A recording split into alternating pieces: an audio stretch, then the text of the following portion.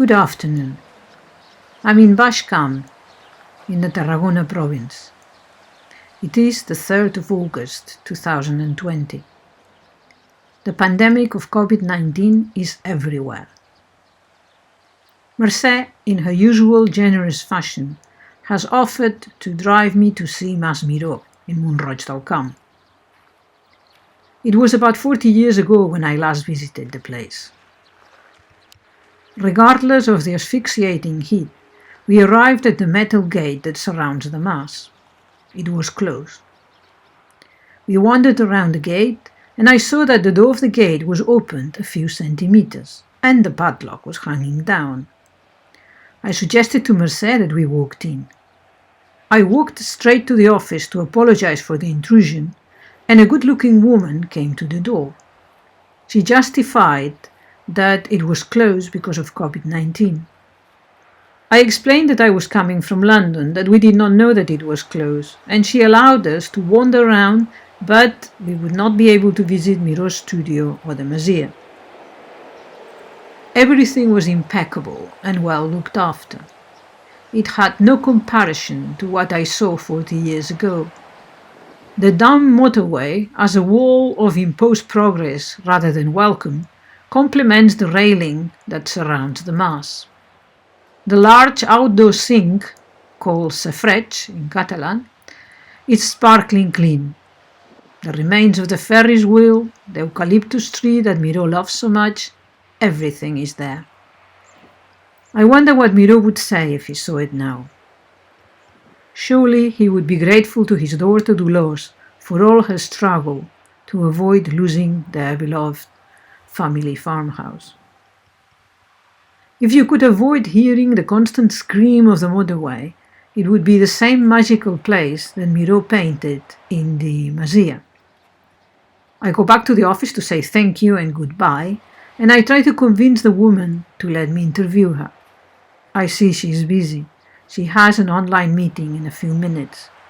She finally gives me her name. She is Elena Juncosa, the niece, probably granddaughter of Pilar Juncosa, the painter's faithful wife. She gives me her email and we agreed to do an interview through Teams from London. It is now pending. I hope it will take place.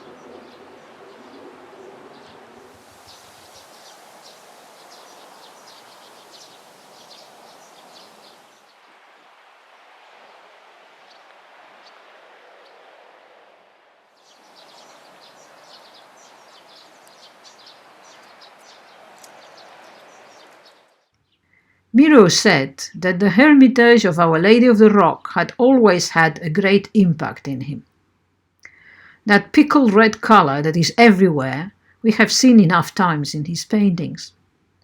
In this photo with his little grandson Theodore, they are both dazzled looking at the replica of the Virgin with the child. The photo is on the wall of the restaurant next to the Hermitage. They say that the image of the original Virgin it had been found by a shepherd under a palm tree. I love such stories. It was destroyed in 1936 during the Civil War. Interestingly, like the Virgin of Montserrat, they are both made of black wood, so they are black virgins. This hermitage is located in Montroig del Camp, at almost 300 meters above sea level. The place had already been mentioned in a will dating from 1230. It is a small chapel with a single nave made of ashlars and partly excavated in the rock, and with side chapels. At the foot of the sanctuary rises a small blind bell tower. In front of the sanctuary there is a small porticoed square. On the main portico of the square there is a slab with the inscription Beata Maria Giberga o Giberga me fecit anno 1591. Through a corridor that passes through the Fossar de les Monges, you go up some steps carved into the same rock to get to the small chapel of San Ramon de Penyafort. The Hermitage of San Ramon stands on a very eroded reddish sandstone rock. It is square and the walls are whitewashed to serve as guide for sailors. The image of the saint is said to have been found by fishermen from Cambrils, another lovely story. The chapel occupies the place where the castle was originally built and has been documented since the 16th century. In 1916, Joan Miró painted the painting Montroig Sant Ramon, which is the view of the chapel from the last section of the old road that comes from the village. Unfortunately, the painting is in the United States, like the vast majority of the work of our Joan Miró.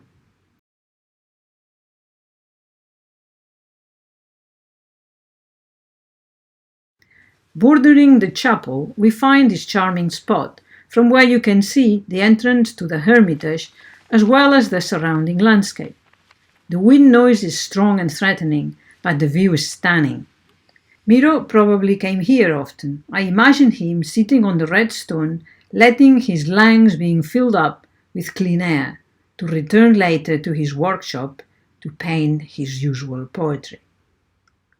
And I leave you with Marina Rosell singing the Catalan song L'Emigrant. I hope you enjoyed the tour. See you soon. Dolça Catalunya, pàtria del meu cor, quan de tu s'allunya, d'enyorança es mor.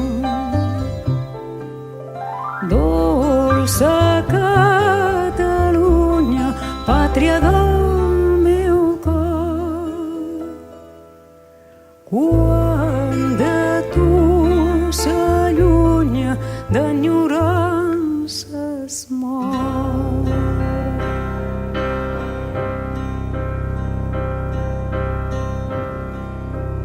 Adéu, germans, adéu-siau, mon pare, no us veuré més. Oh, si el fossar un Jaume dolça mar